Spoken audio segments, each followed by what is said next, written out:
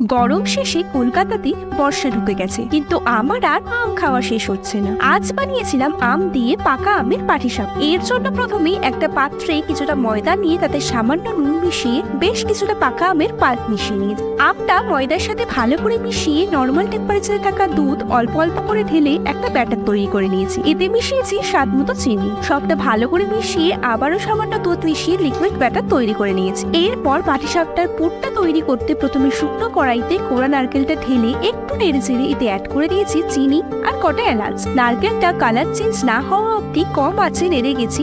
আর এরপর brown colour হয়ে আসলে অ্যাড করেছি কিছুটা দুধ। দুধটা পুরোপুরি নারকেলটা অ্যাবজর্ব করে গেলেই পুরটা রেডি। এবার চাটুতে সামান্য ঘি ব্রাশ করে পাটিসাপটার ব্যাটারটা অল্প অল্প করে দিয়ে রুটিটা বানিয়ে পুর দিয়ে ফোল্ড করে নিয়েছি।